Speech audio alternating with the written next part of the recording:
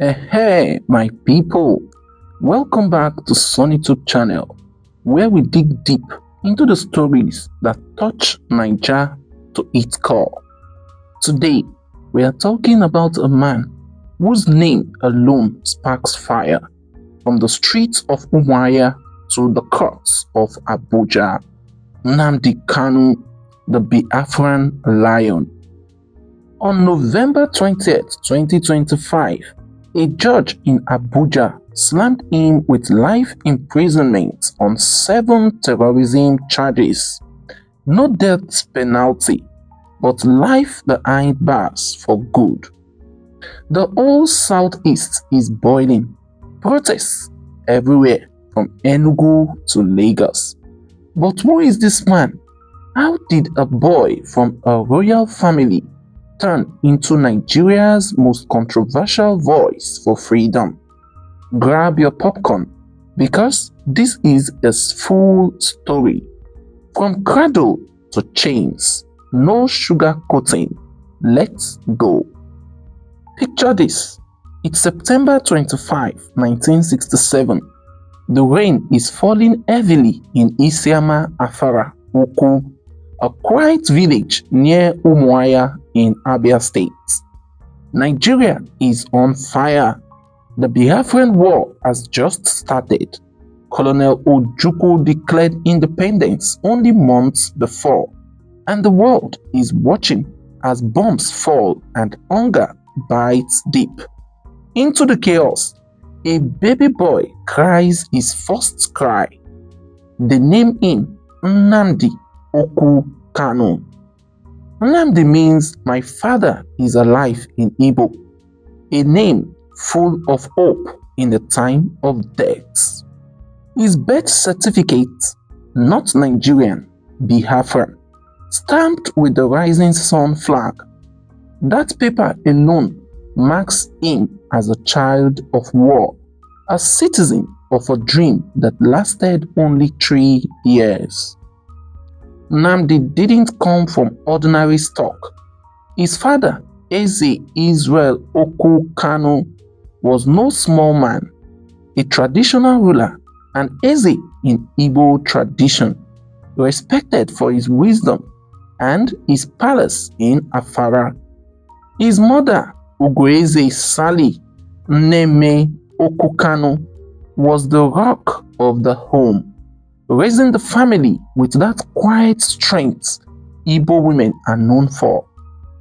They had other children too, brothers and sisters who shared the royal compound, learning the ways of the land, the stories of ancestors who fought against colonial wives.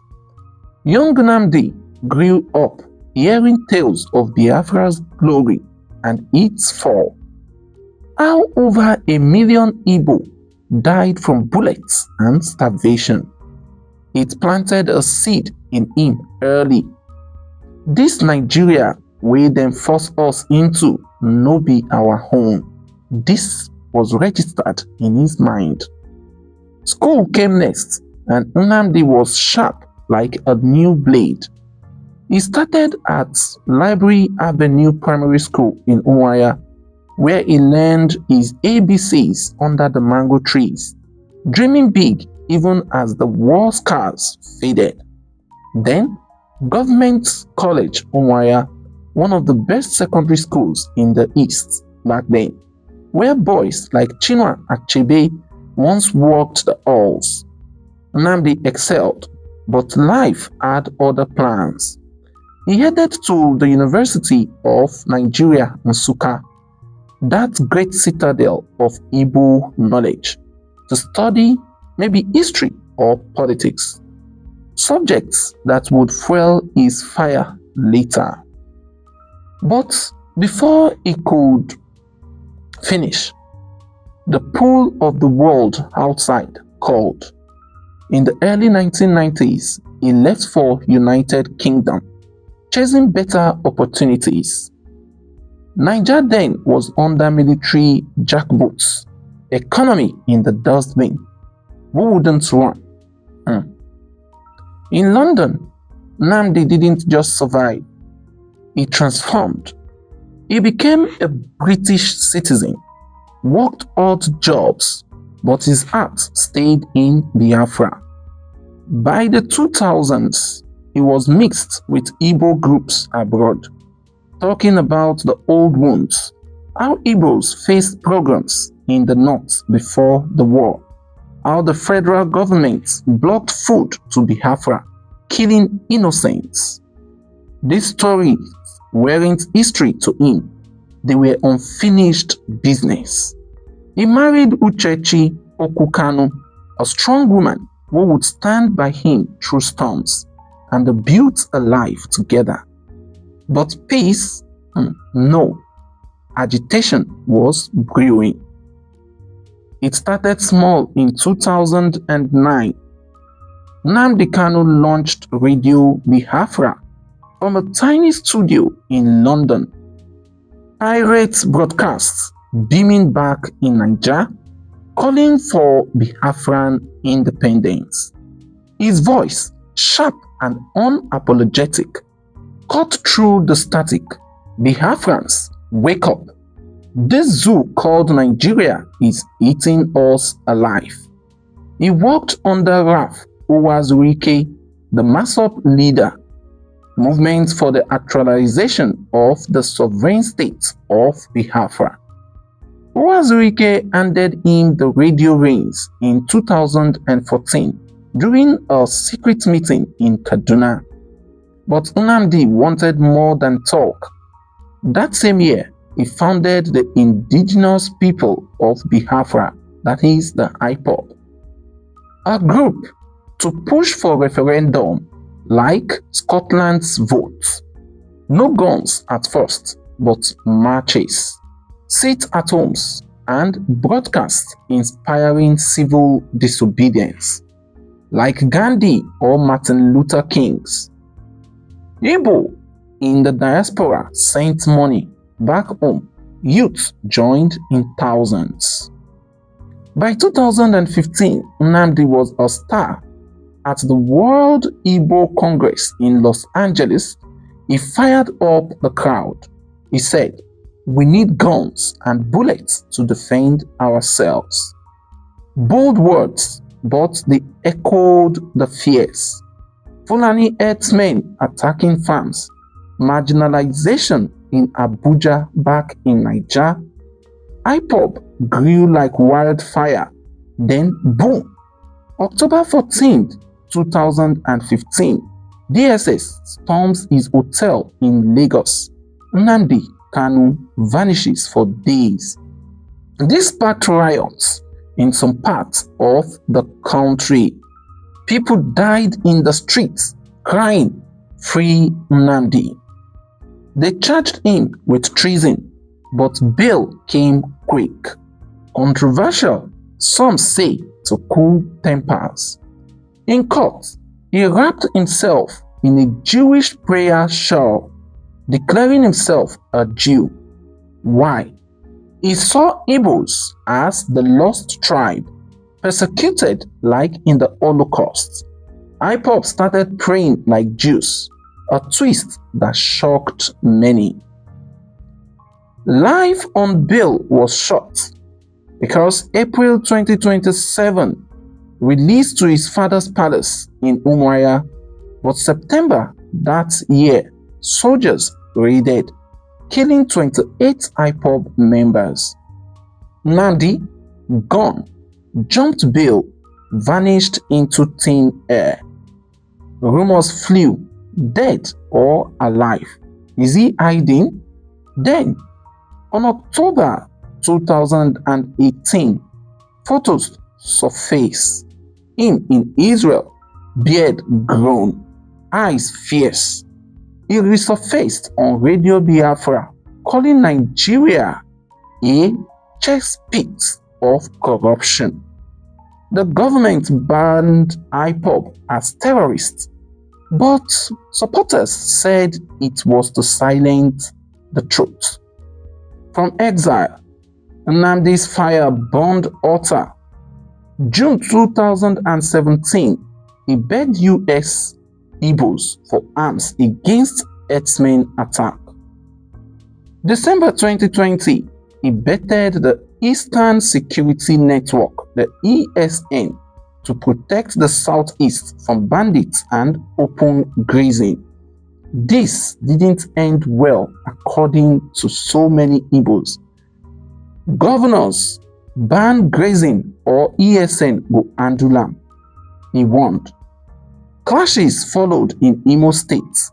Low-level war with soldiers. IPOB said it was defense only, no attack, but Abuja called it insurgency. Nnamdi Kanu lifted election boycotts when begged, showing that he wanted votes, not just chaos. Yet his words stung. Threats to pastors, ex-presidents, even other tribes, Hausa, Yoruba, calling them enablers of Fulani power. Haters said he was hate-monger. Fans called it wake-up call to Igbo tribe. June 27, 2021, the hammer falls again. Nnamdi is nabbed. Some say in Kenya by Interpol, others Ethiopia. Extradited to Abuja in a private jet, hooded and chained. His brother Kingsley screamed abduction. Kenya denies it. Protests rocks Nigeria and some parts of the world. Hashtag Free Nnamdi trended. Trials started in October 2021. Terrorism, treason, inciting violence through broadcasts, and many more charges. He pleads not guilty as expected. Health began to fail him. Low potassium, lumps, but doctors said he is fit in 2025.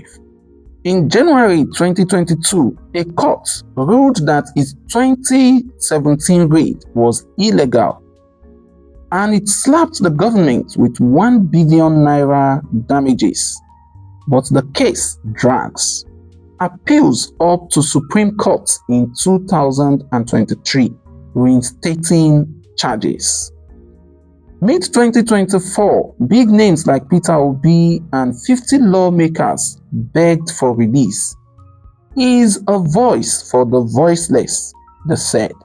Then on the 25th day of November 2025, at the Federal High Court, with Justice James Omotosho presiding, he was declared guilty on all 7 counts: terrorism, managing unlawful society, inciting public unrest.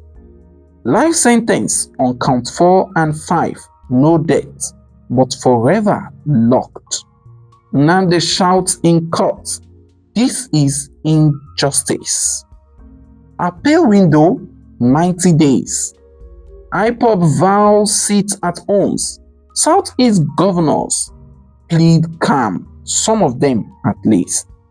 His wife, Uchechi from Afara, calls it political persecution. At 58, Nnamdi's body weakens, but his spirit is unbroken. So my SUNYTube family, that's Nnamdi Kanu, prince turned prophet, agitator turns icon, born in Biafra's shadow, raised in royal halls, educated to question. He chose the hard road for his people's dream. Terrorism to some, freedom to others. One thing is clear. His story is Nigeria's story of marginalization, resilience, and that eternal fight for self. What do you think? Drop in the comments. Should he be freed? Like, share, subscribe for more deep dives. Should Biafra come to be, or should Nigeria remain as one? Only God can decide, and it's also in the hands of Nigerians how we play the politics and how well we treat ourselves. God bless Igbo land. God bless Hausa land. God bless Yoruba land. God bless the North Central, the South South, the Southeast, the Southwest, the Northeast, the Northwest, everywhere in Nigeria, every tongue and tribe. God bless us all. Shalom.